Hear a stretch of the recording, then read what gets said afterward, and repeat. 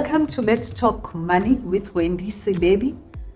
Wow, I can't believe that we are now on episode 22, and I promise that it's going to be also an epic episode where you will learn so much more around the home loans process. In episode 21, I interviewed Tim Akinusi and we spoke around the origination journey. And as I had promised, we will continue with the A to Z of home loan purchasing until such time that we are comfortable that you have gained the knowledge that you require.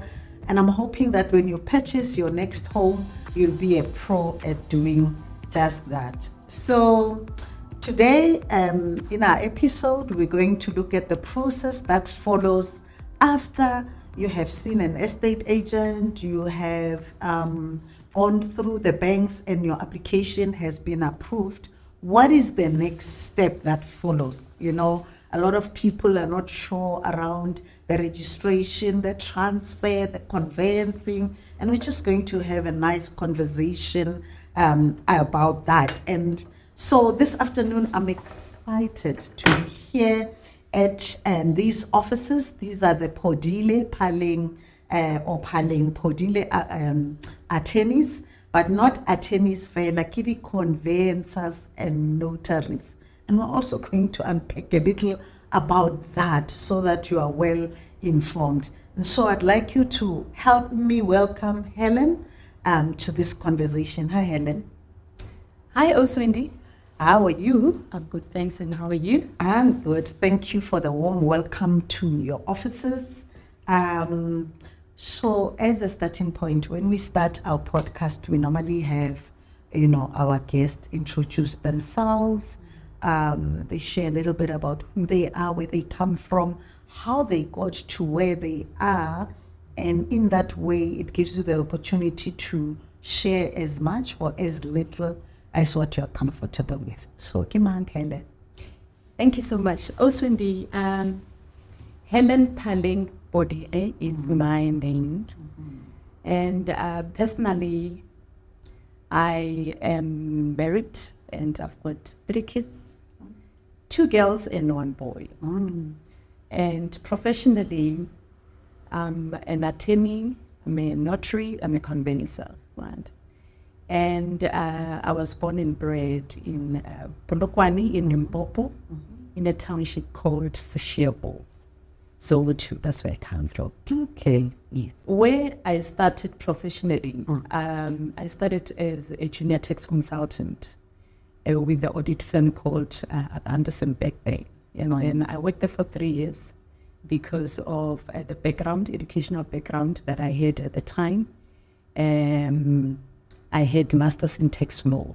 So from there, then I went to the bank. I worked for the investment bank, one of the big banks. So from the bank, then I worked there for 3 years, went to SARS, and then at SARS I worked for 10 years.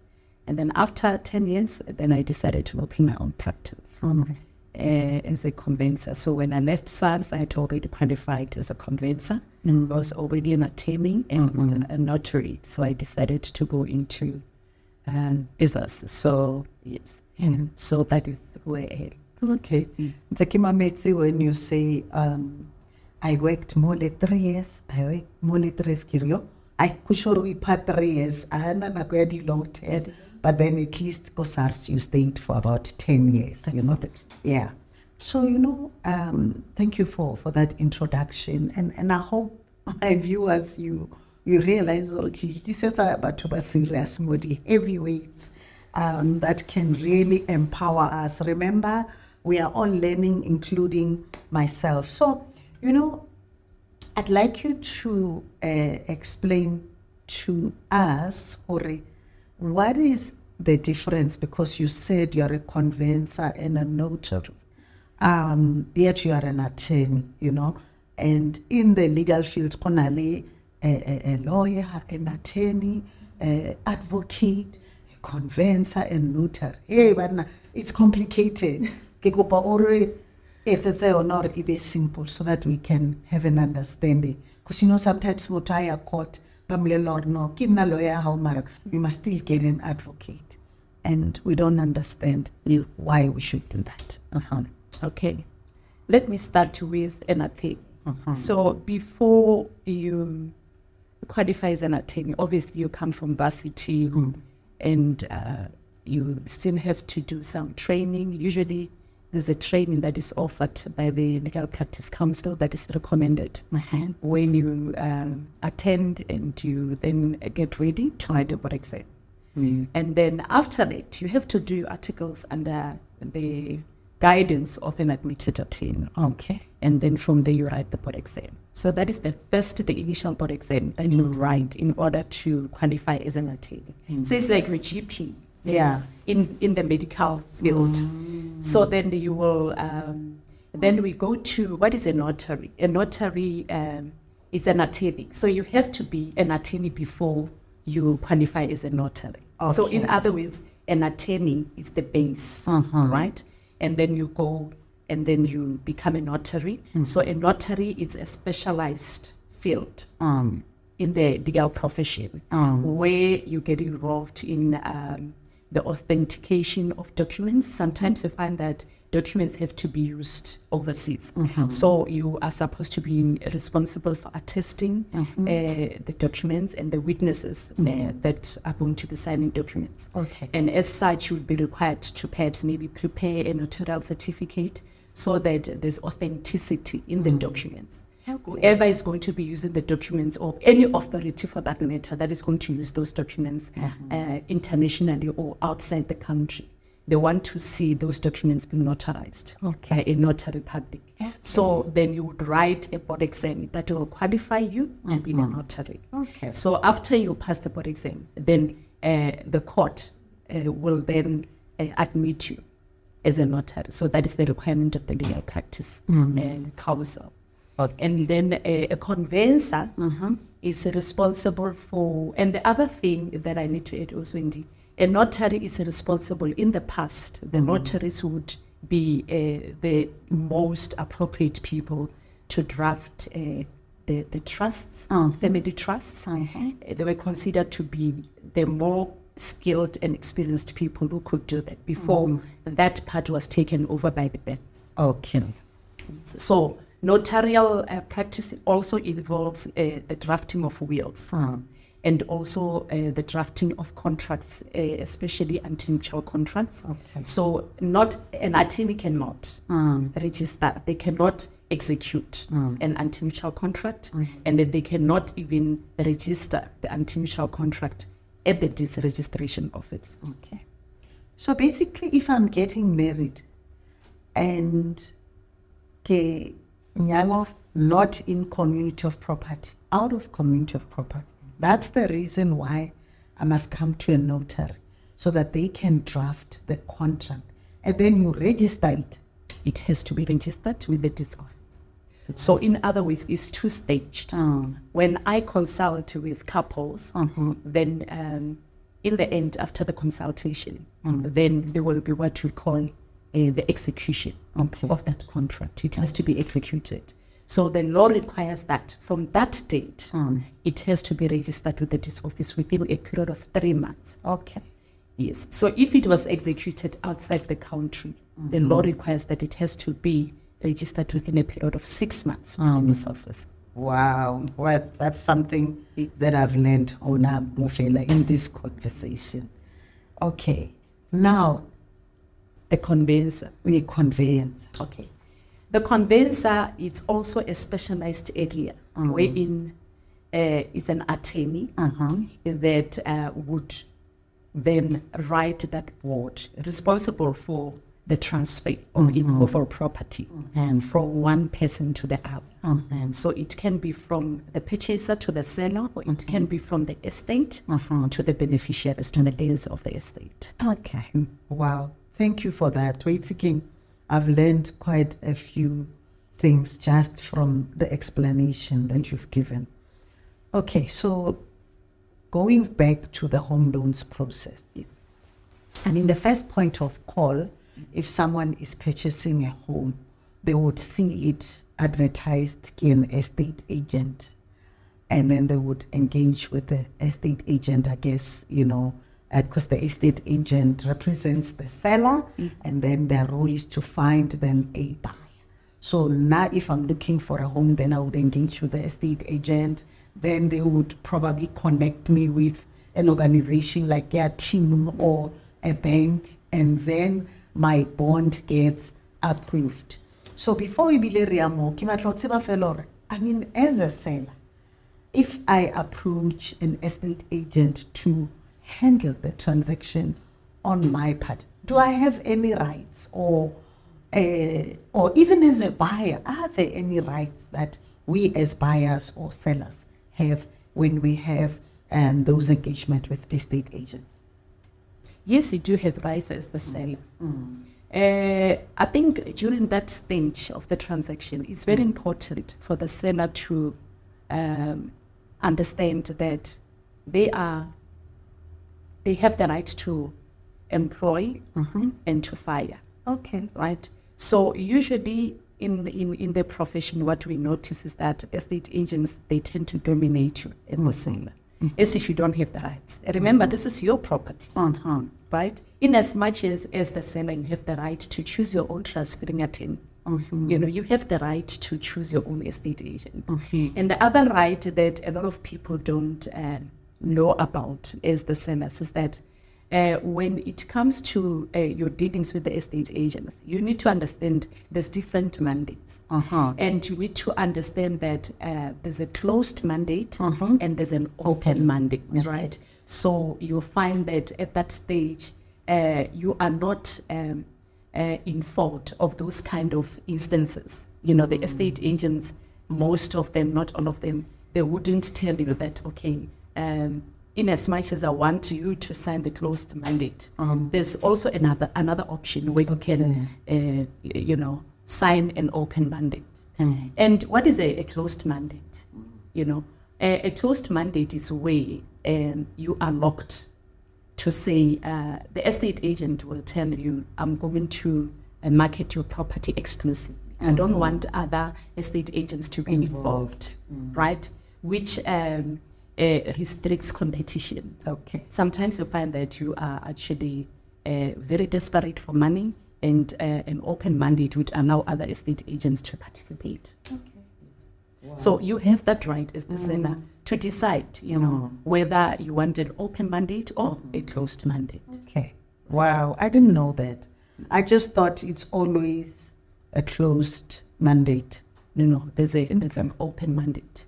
And the other rights, I think what is important for both parties, the seller and the purchaser, is to scrutinize the OTP before they finalize the OTP, the offer to purchase. Oh, okay. Yes. Okay.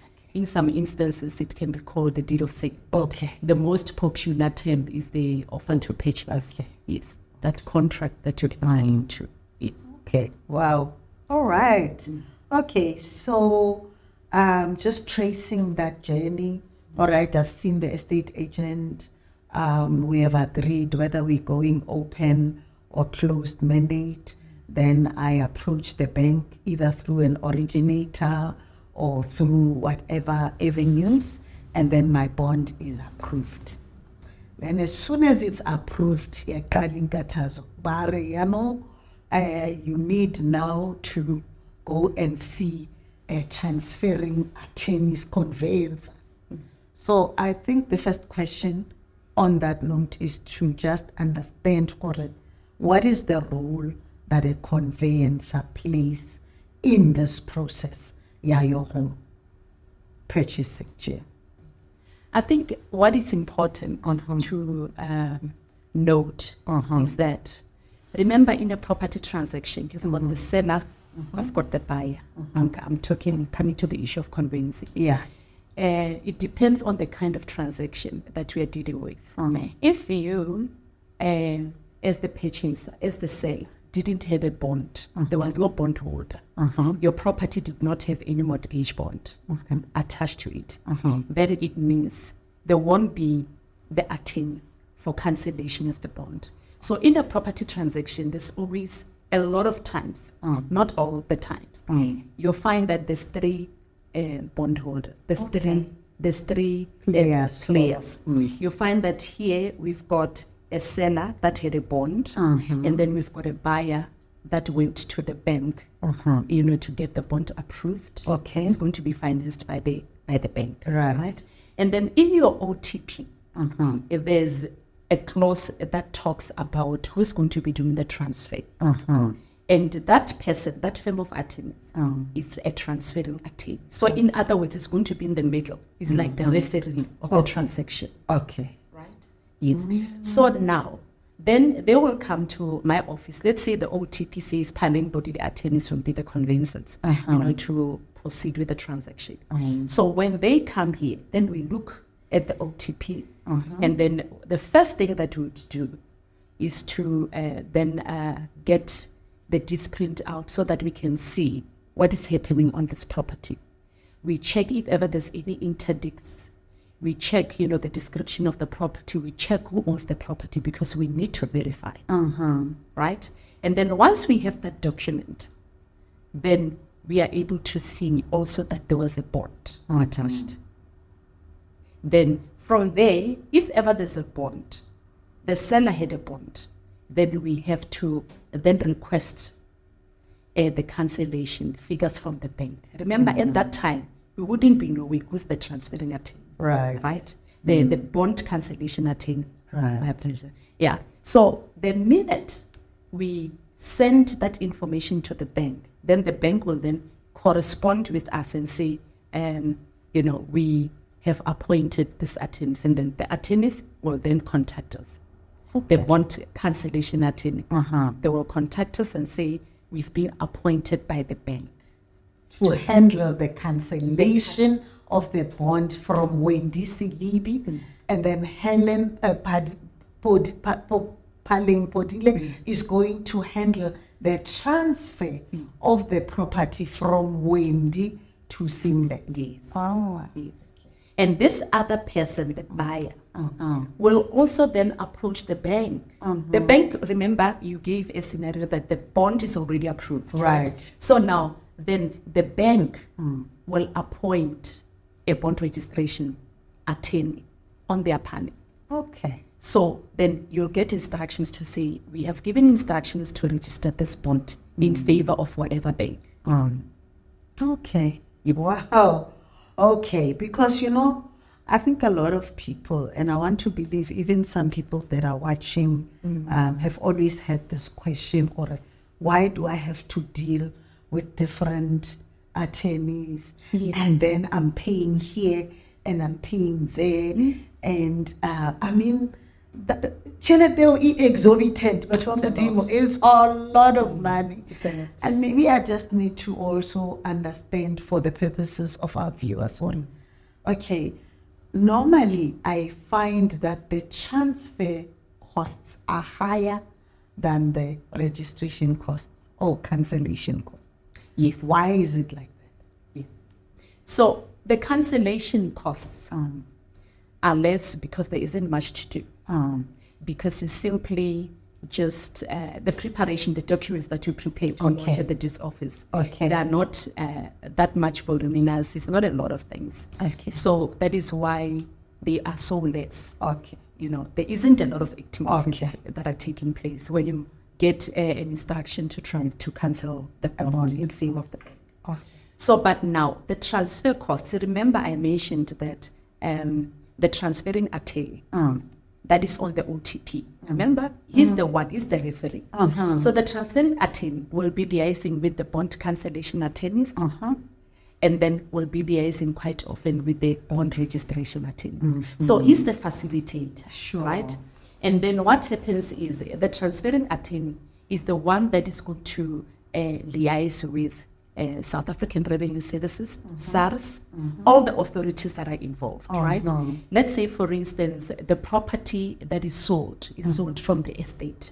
Maybe the owner of the property is a deceased. The minute you see a person being a deceased in a transaction, then it means there's an additional authority, which is the master.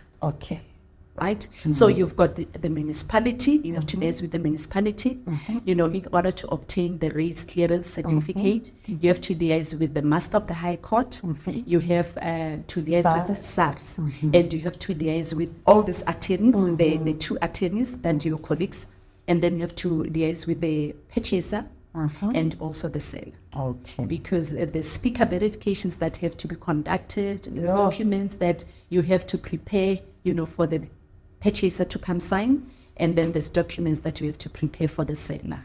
And you also have to prepare these documents, you know, the actual documents that you're going to lodge at the deeds office. So yes, there's quite a number of things. Okay, now it makes sense. Because I've always now wondered, okay, why is the one fee so high and then the other one, how can the other one, no, it's quite you know, just to get it through. Okay.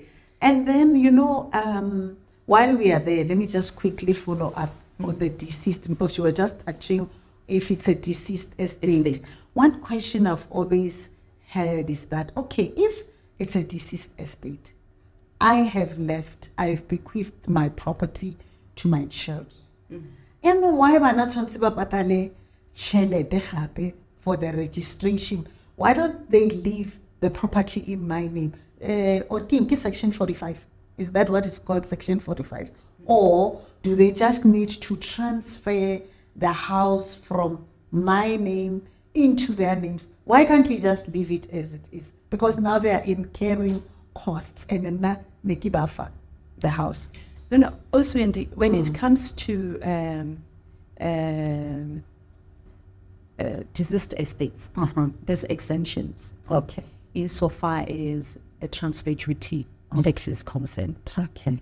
Remember, there's different taxes. I'm not talking about the estate duty tax, where when you wind the estate of you pay. Yes, No, there's not that. certain things that are on the liquidation and distribution account, depending on the value of the estate, and a whole lot of things. That's another topic. Okay. But now coming to the issue of the transfer of the property from the heirs, the beneficiaries, to from the deceased to the heirs, right? Then, you know, the Act gives exemption for the payment of a transfer duty. So if ever the property is transferred, the reason, the underlying reason being that it's a will or intestate succession, it doesn't matter the relationship of the beneficiary with the deceased, as long as it's coming from an estate to the beneficiaries. Then that part is going to be, it depends on the selection that you make. Remember, when you, as a transferring attorney, make an application to SARS for transfer duty, you need to be very, very careful. What do you choose? Because it's an allowable exemption in terms of the Transfer Duty Act. Sure. Okay. So, wow. Thank you for that as well, because I was confusing it. You know, where they are winding up the estate and, you know, because there's taxes there. And then there's also taxes this side. Okay. No, it makes perfect sense, right? Yeah. So, we've signed with the estate agent. We've had the bond approved. We've met with the transferring attorney. We've met the registration. Everybody went and said it's Wakai. And then La Loja got the deeds office. Just take us through that process. Why it's there and how it benefits me as somebody that's purchasing a home. Yes. So it has to be coordinated by the transferring attorney. Remember, in instances where there's two other attorneys involved, then you are the one that is going to communicate with them to say, okay, bond registration attorney, tell me, did you receive a proceed from the bank? Because remember, those are some of the things that can delay the transaction. So the bank has to approve that whatever that the bond registration attorney has submitted is correct and the bank is happy. And then on the other side, even the cancellation attorney of the seller's bond has to also get proceed. So we wait for each other. Okay. But remember, the transferring attorney is the referee. Then once it's confirmed, then we lodge with the disc office.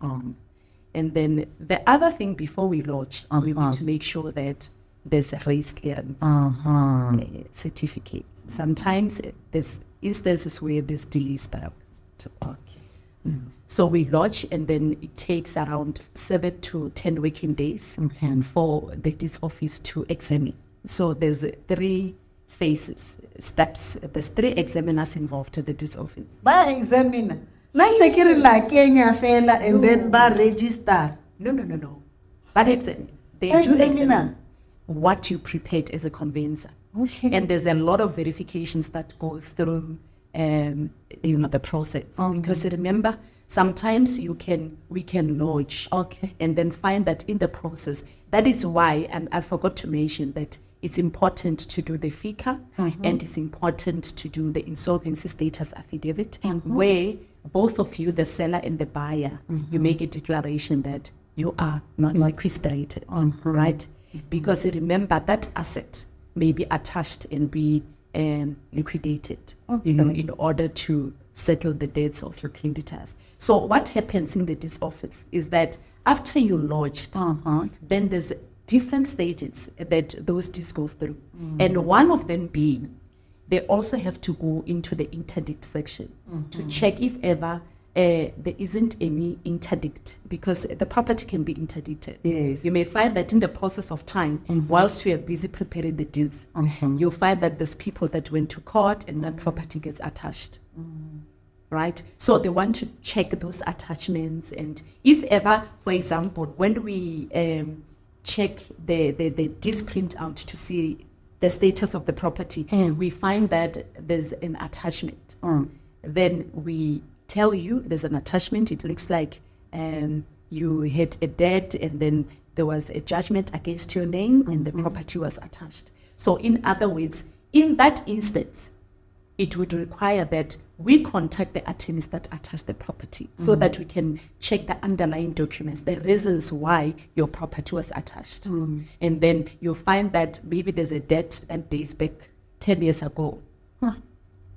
So that cannot be removed, and it cannot be uplifted until that debt is paid.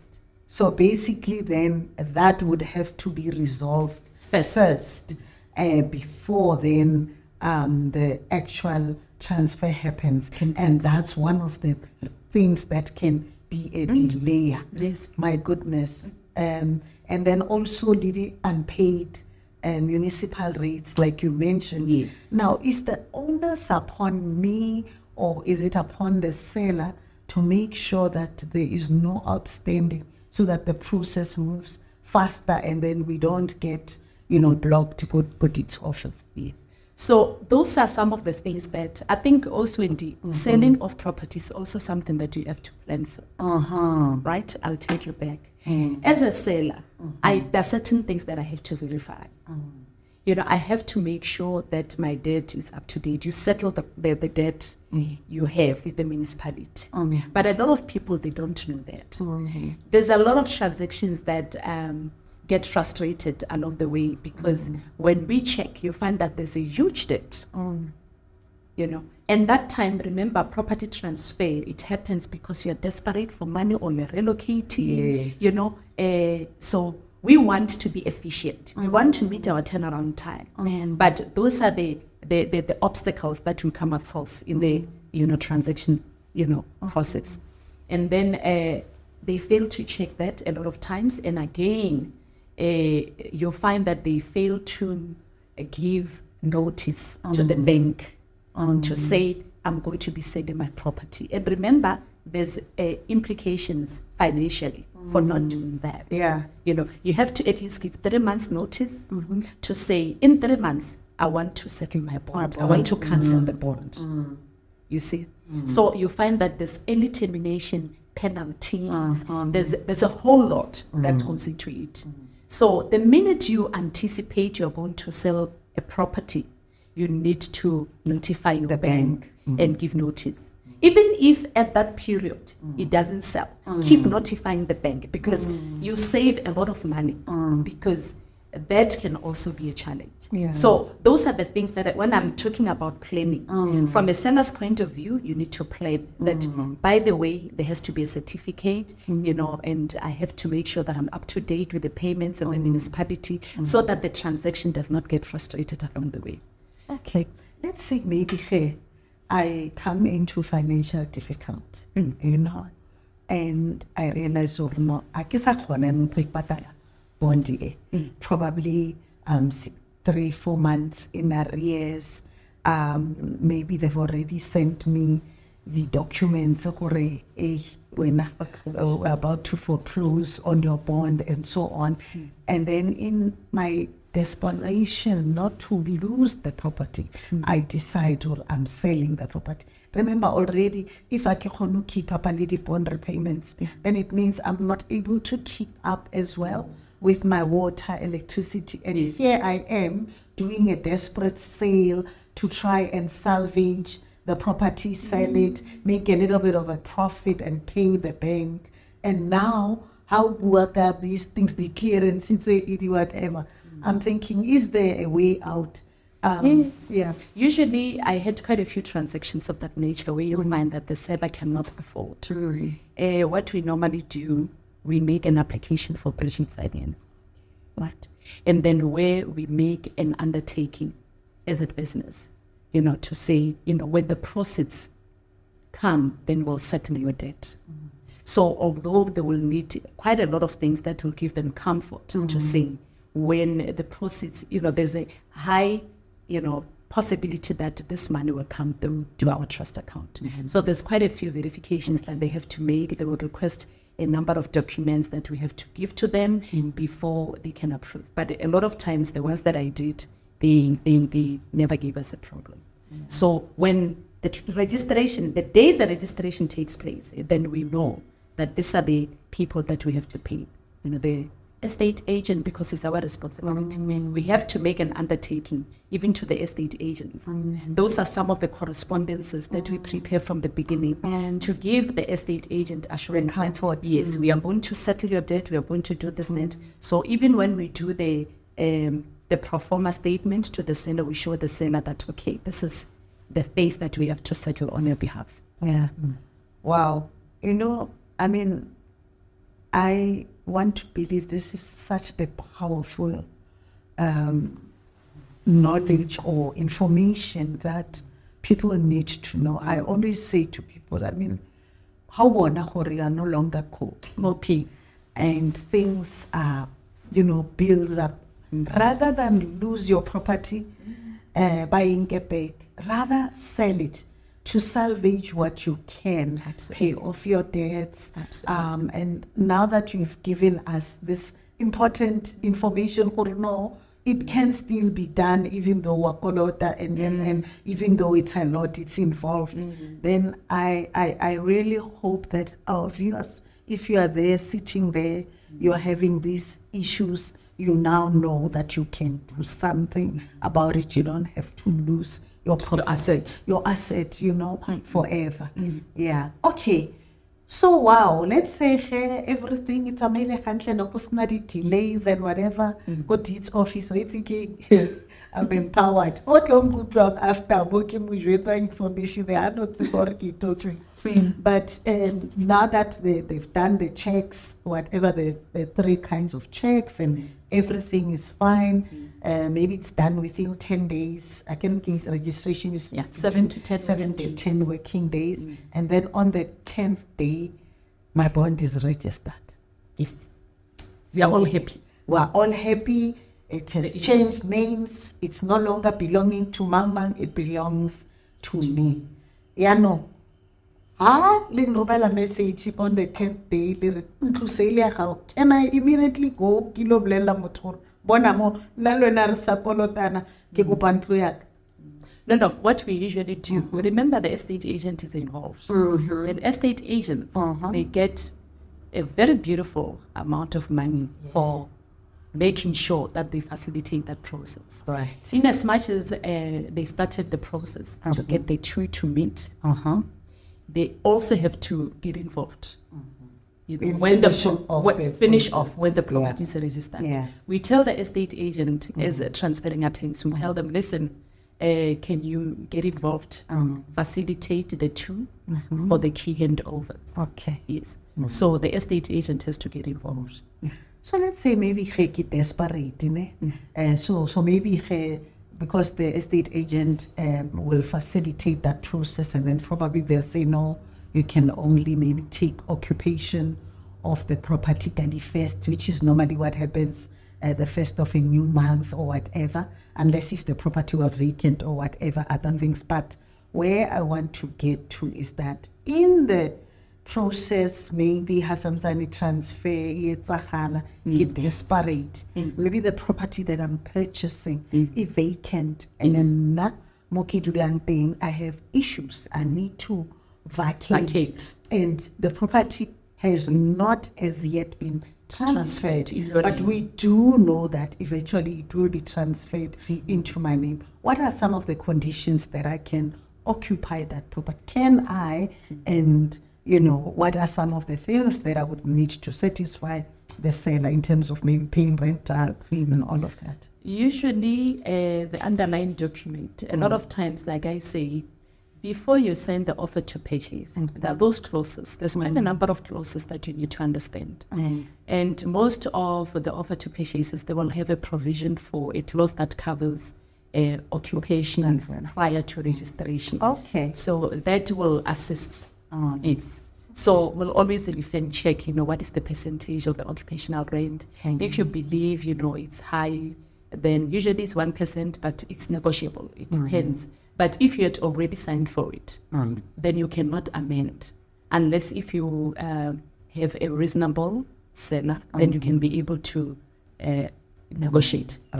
Okay, so property register, estate agent to facilitate everything. But it's already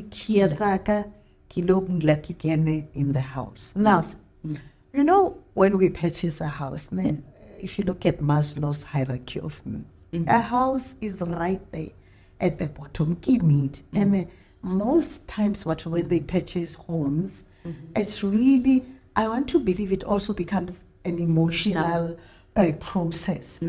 And sometimes you don't factor in other things. Remember, Bofile pre-approval and how should the numbers afford. Only these things that is the hidden costs. What are some of the hidden costs that first-time home buyers or any home buyer should be thinking about? Because I think, Rona, we are so focused on the property and that I'll be able to pay that bond, but it doesn't end there. No, that happens quite often. And I think when I bought my first house, I made those mistakes. No, it happens quite often. I meet a lot of first-time buyers, and you realize that, and we always assume that people have actually made their own research about, other factors associated with acquiring this property. Especially when it comes to transfer duty, the tax that is associated to the property that you're acquiring. So you'll find that transfer duty is quite high, and poor purchaser doesn't even have that money. She never anticipated, or he never anticipated, or they never anticipated it's going to be that much. So transfer duty is one of the, a substantial amount that we'll see on the line items. And also the transfer costs. But when the property is acquired, the hidden costs, usually you'll find that is the levies, the corporate levies a lot of times. Maybe they've never done a thorough calculation. And also your municipal rates and taxes, especially first-time buyers. At least when you are a second-time buyer, third-time buyer, it's much better because you go through that process. So you understand what it takes, what it entails, and so you are able to plan around that.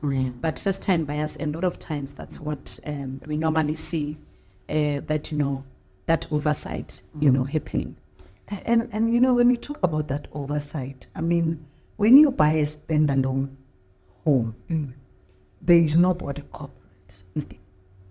But when you purchase in a sectional title, then go na le body corporate. And then body corporate they decide gore le pendant na gray or pink, but decided the rates and taxes, house patali.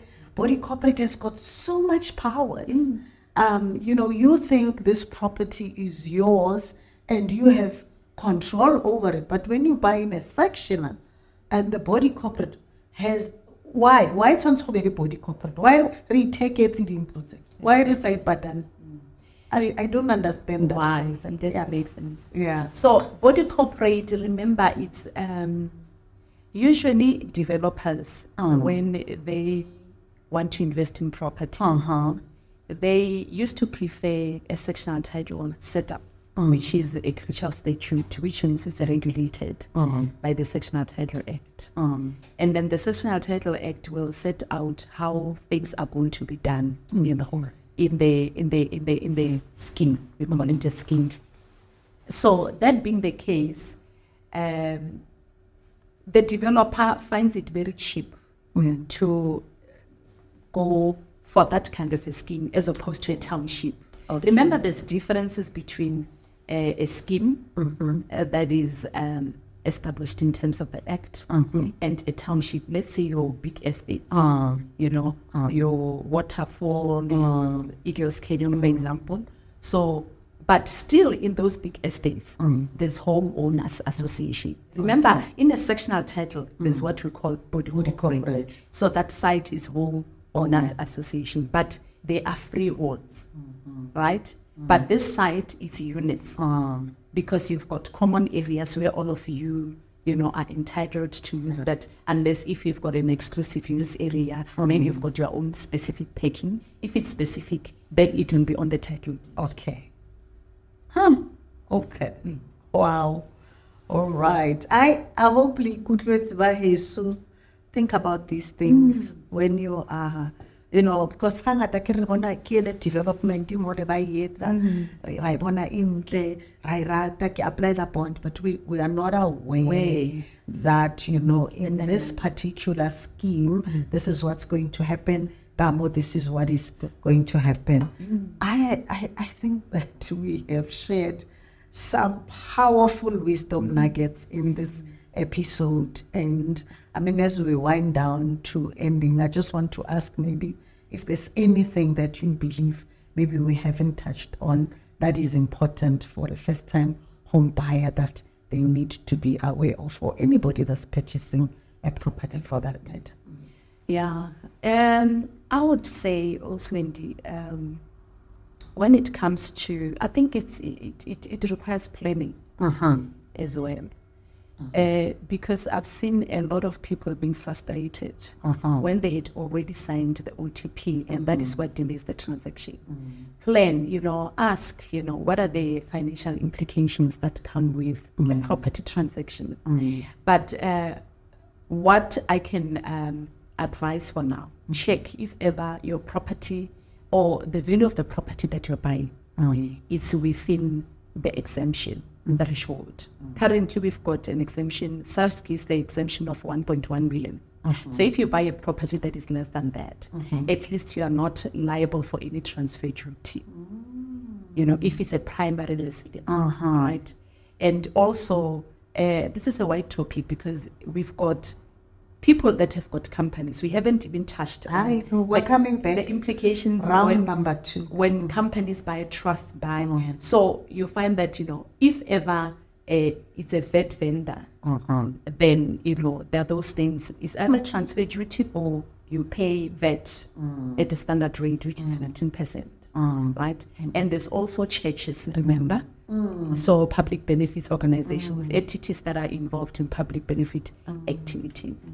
So what I can say, even the seller, you need to remember when you buy property, you buy it to your best advantage. You buy it for keeps. When you dispose it, it has to bring something for you. I've had a few transactions where people just put the price without checking if ever, you know, it's worth the price. You find that, you know, they sell it for less than what the market wants, you know, and then only to find that you have to pay the commission of the estate agent, you have to pay the municipality for rates, and then you end up not having any proceeds in your pocket. And remember, property is something that should work for you. Exactly. Some of us, we like property than any other thing. So it's your investment. When you dispose of that investment, it's supposed to be your income generating tree. So if you don't do, those checks and balances, due diligence, that, that is why I say it needs planning. You don't just wake up in the morning and say, and then a person comes, you say 900, only to find that you could have sold it for 1.5. Okay. Wow. No, thank you so much. I think we're thinking, like I said, we need to do another round, because I think I want us to look at the PPOs. I want us to look at other aspects, because the trusts, because this is such a wide topic. And I also want us to talk about these marriage regimes, which we didn't even get into, because Batuba married in community of property, out of community, and there are so many conditions that come with that. So I think we'll do another episode and just unpack that. I hope you are in agreement with me that today has just been an amazing episode. And then normally when I round off, I always ask my guests to scatter a seed of wisdom, like a nugget, or every time people are at this episode, Hellen will say in close. Okay. What I can say as an entrepreneur is that you need to, if you think of going out there and starting your own thing, just do it. And I've been in the profession running my own account for 15 years. Wow. And I don't regret. I don't see myself going back, to do 8 to 5 job, So you need to be resolute, you need to be a hard worker. I know there's a lot of people that want to jump out of their profession, including my colleagues, to open practices. It may not be what I'm doing, but I always say just do it. And if other people could do it, why not you? Exactly. So all you need to do is just to stay focused. You just need to be resolute. You just need to ask God to help you to be a good leader, because you manage people, and it is not easy, but if you love it, you find it very easy. So don't be hesitant. Just move out where you are and do it. Okay, there you have it. Take a bold step of faith. Do it. Hellen has just shared with us. Be like me. I took a leap of faith. I wrote a book. The book is being launched tomorrow. And if you want to get yourself a copy, go to my website, www.wendysilibi.co.za, and get yourself a copy. And then, now that we've shared such powerful wisdom nuggets with you, I think it makes sense for you to just click on that subscribe button, share, like, and also keep the comments coming so that we can be able to produce content that meets you at your point of need. Until next time, bye.